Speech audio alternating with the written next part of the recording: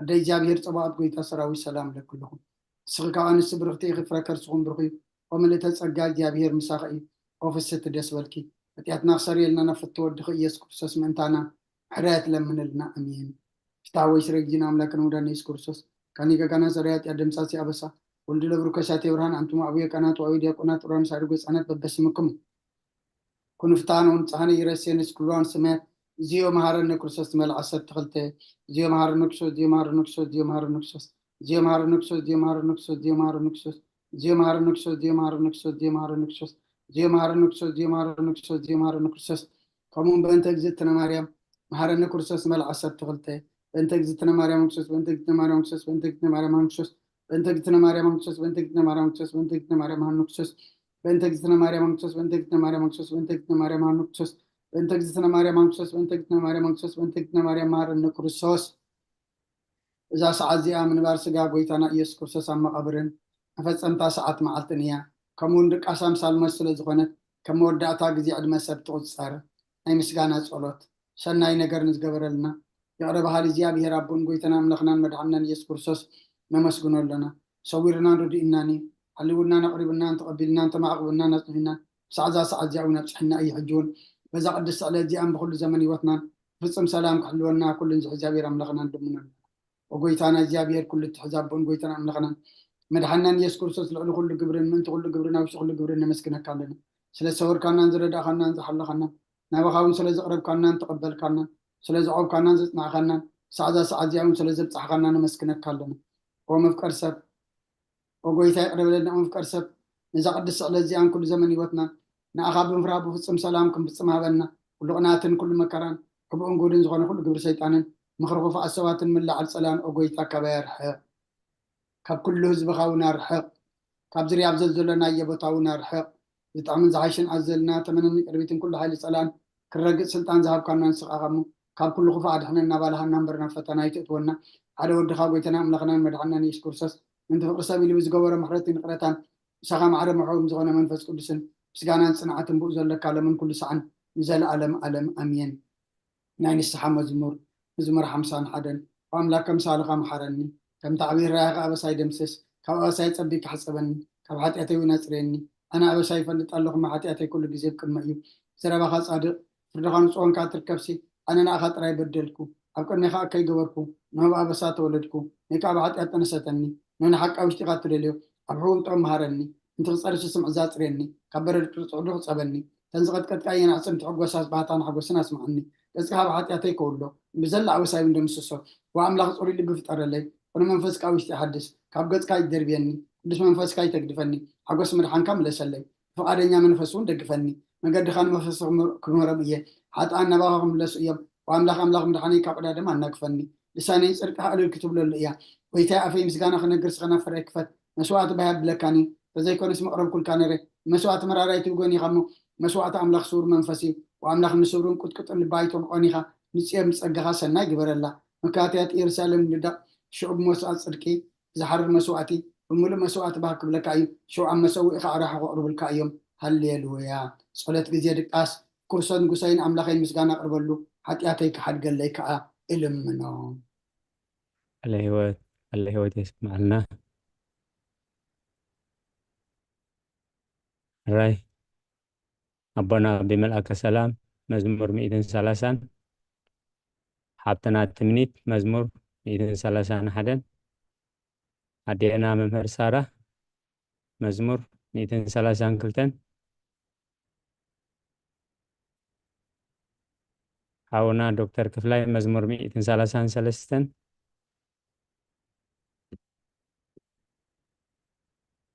أبي ملاك السلام 130 أربعة حبتنا تمنيت 130 شوعة أدينا ممهر سارة 130 شمونتن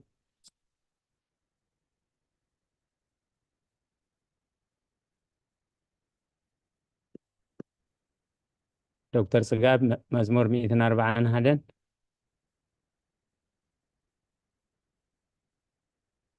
أبونا بملاك السلام مزمور 140 كلتن دكتور كفلاي 140 شديشين መምህር ሳራ 147 حبتنا تمنيت 148 عاويل كتب سهلناها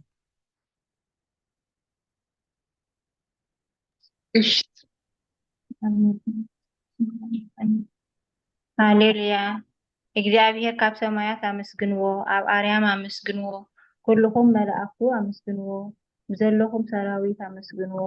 ኣትን ፀሓይን ወርሕን አመስግንዎ ኣቱም ብሩሃት ከዋክብቲ አመስግንዎ ኣቱም ናይ ሰማያትን ኣብ ልዕሊ ሰማያት ዘለኩም ማያት አመስግንዎ ንሱ ኣዚዙ ተፈጢሮም እሞ ንስም እግዚአብሔር የመስግንዎ ንዘለዓለም ዓለም ኣቆሞ ዘይሓልፍ ሕግኻ ሃቦም ንእግዚአብሔር ካብ ምድሪ አመስግንዎ ኣቱም ገበላት ባሕርን ማዕሙኡን ኩልኩም ኣቱም ሓውን በረድን ኣስሓይታን ግመን ቃሉ እተስልጥ ህቦብላን ኣቱም ኣኽራንን ኮራቢትን ኩልኩም ፈረይቲ ኣእዋምን ጽሕድታትን ኩልኩም ኣራዊትን ኩልኻትኩም እንስሳን ለመም እትብሉን ነፈርቲ ዕዋፍን ነገስታት ምድርን ኩልኩም ኣህዛብን መሳፍንትን ኩልኩም ፈረቲ ምድርን ኣግባዝን ጎራዙን ዓበይቲ ምስ ንኣሽቱ ስሙ በይኑ ልዑል እዩ ጉርሙኡ ኣብ ልዕሊ ሰማይን ምድርን እዩ እሞ ንስም እግዚአብሔር የመስግንዎ ንህዝቡን ቀርኒ ኣልዓለ ስለዚ ኩሎም ቅዱሳን ደቂ እስራኤል እቲ ዝቆርቦ ህዝቢ የመስግኖ ኣለዎ ሃሌሉያ ሃሌሉያ አሜን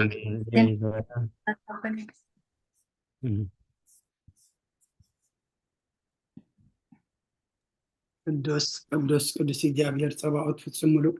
ሰማያታዊ ምድረ ቅዱሳት ስብሐት ይከ እነሆ ድማ በኢየሩሳሌም ስምዖን ዝበሃል ሰብኣይ ነበረ السبعي زادق نعمل غزفرح متصنع إسرائيل ونصب نبره منفذ قدس ما نبره منفذ إجابير كير أي موت كم زير نما منفذ قدس سجلي تقول نبره منفذ كأنا بيت مقدس مسيح ولدنا تيسوس عن كم سرعة جبر لمساعته وسمان دم أبي دحى أفو نعمل لهم كم زنا بلا بارخو وقويتاني تنازع من قلات برهان هزب خاص إسرائيل كبرت كخونا كل مخلوق زد على خيو مدحان كعينتي كبر آيات حج خنت زرابخا نبارك بسلام تفان وإخابله ምስጋናን እግዚአብሔር አምላክ ይሁን አሜን ኦ ክርስቶስ አምላክና ሰራ በጋን መንፈስ ቅዱስን ለምን ኩሉ ሰዓት እንሰግደል ካሎና አሜን አሜን ቃለ ሕይወት ይስማዓልና አበ ያዕቆብ አለ ወዲያው ሐብተና ትምኒት هو قال አራይ ክፍልታ ጸሎትና ባሁማ አበ ያዕቆብ እሺ አቦና إنه أفكرني تكنوع فرادي كقوم تدالي الله إتي أم جايز حلف علمي نخونني نفردن بقوع سلزخانة ببزحي حاتياتي رعدن إنك تكتن الله جن كنفسي جنا أمريت نبري كاللخي كاب هاللخص تنسحي مغنياتو مريت أم مقابر أيودسونيو أموت كأعز ذكره يلبون أب جهنم ون زمسدنا يلبون مو كابدك أستهكي تنسيكي نعمل حنكي بن الساعة أو أملاخي محرنن الحننن النابل كي تمحسنين سبحات الآب والدو منفس قدوس عليه تسمع لنا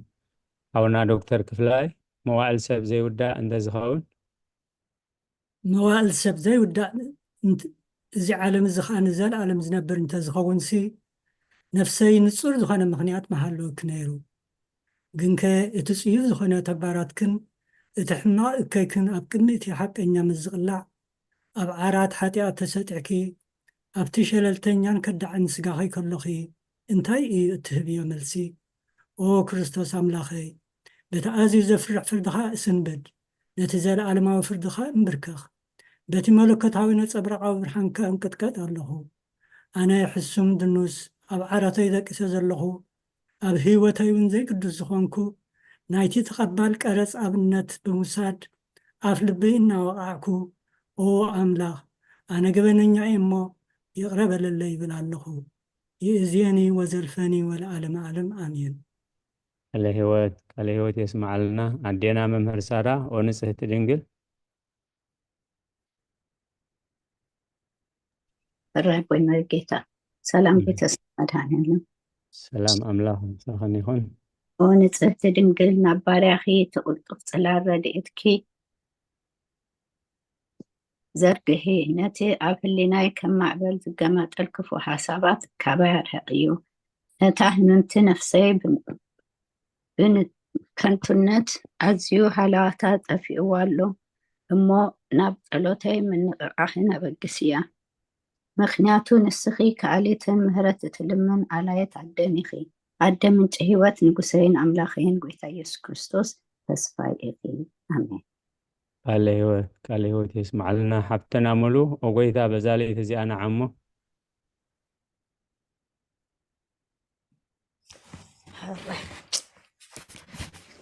ከመይ ወይልኩም ኩልኩም እግዚአብሔር ይመስገን ወጎይታ በዛለይት እዚኣና ዓሞ ብዘይ ሓጢኣት ክንሓድር ሃለወና ወኣምላኽ ኣቦታትና ንስኻ ብሩኽ ኢኻ በረኸትካ ኣዝዩ ብዙሕ እዩ ቅዱስ ስምካ እውን ንዘለኣለም ክብሪ ዝመልኦ እዩ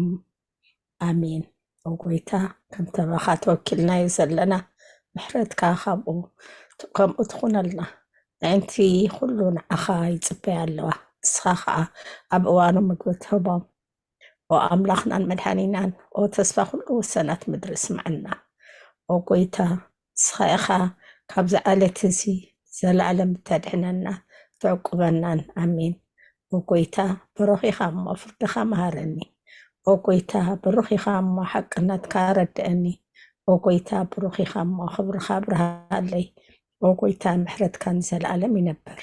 ወጎይታ ንዓይኒ ተግባር ኢድካ ካብ ወለዶ ናብ ወለዶ መዕቆብየ ስለ ዝኾንካ ኣይትንፀገኒ ወጎይታ ንዓኻ በዲለ እየ እሞ መሓረንን ንነፍሰይ ኣድሕና እናበልኩ ጽለ ኣለኹ ኣሜን ወጎይታየ ኣባኻ ተወኪል ኣለኹ እሞ ኣድሕነኒ ፍቓድካ ክገብር ከዓ መሃረኒ ኣሜን ንስኻ ኣምላኸይ ፍልፋሊ ሂወተይ ኢኻ ብርሃንካ ድማ ኢና ብርሃን ንርኢ ምሕረትካ ናብቶም ዝፈልጡኻ ክብርኻ ከዓ ናብ ቁንዓት ልቢ ትምፃእ ፀጋን በረኸትን ምስጋናን ብሓቅናትካ እዩ ቅድሚ ዓለም ዝነበርካ ንዘለኣለም እትነብር ዘለኻን ኣቦን ወድን መንፈስ ቅዱስን ንዓኻ ምስጋና ውዳሴን ግርማን ይግባእ ሎምን ኩሉ ሰዓት ንዘለኣለም ኣሜን ኦሉሉል ጌታ ንዓኻ ምእማንን ብስምካ ምዝማርን ሰናይ እሞ ምሕረትካ ውፅፅባሕ ሓቅነትካ ድማ ለይቲ ለይቲ ኣዘንቱ ኣሜን ስለቓላት ኩሉ ምስጋና ኣለሄት የስማዓልና ሓውና ዶክተር ጽጋብ ውዳሴ ቅዱስ ቅዱስ ጥዕመኩም ድኸውን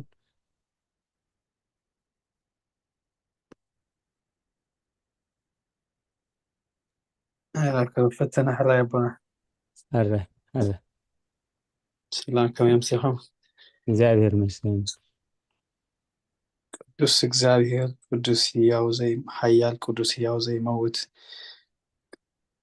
ካብ ቅድስት ድንግል ማርያም ዝተወልደ መሓረና ቅዱስ እግዚአብሔር ቅዱስ ሓያል ቅዱስ ሕያው ዘይመውት ኣብ ዮርዳኖስ ተጠምቀ ኣብ ልዕሊ ዕፀ መስቀል ምእንታና ዝተሰቕለ መሓረና ቅዱስ እግዚአብሔር ቅዱስ ሓያል ቅዱስ ሕያው ዘይመውት ኣብ ሳልሳይ መዓልቲ ካብ ሙታን ዝተንስአ ብምስጋና ናብ ሰማያ ዝዓረገ ኣብ የማን ኣቦኡ ዝተቐመጠ ኣብ ሕያዋንን ሙታንን ፈርድ ከም ብሓድሽ ክመጽእ ኦ ጎይታ መሓረና ምስጋና ኣቦን ወልድን መንፈስ ቅዱስን ሎምን ኩሉ ሰዓን ንዘለኣለም ዓለም ኣሜን ቃለ ህይወት የስማዓልና